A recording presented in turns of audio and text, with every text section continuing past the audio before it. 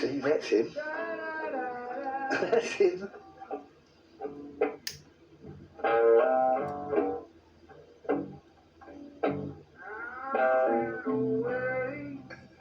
Very bluesy.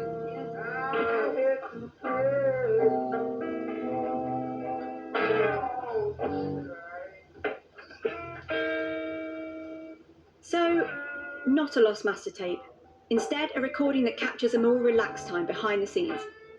This is Ozzy with the late Randy Rhoads and Bob Daisley, a make or break point in his career. They went on to recruit drummer Lee Kerslake and released the first album, Blizzard of Oz. Well, as soon as I heard it, I thought, well, yes, that's us, and that's Ozzy's voice. I don't know what drummer that would have been on that tape, but it's definitely me and Randy and Ozzy.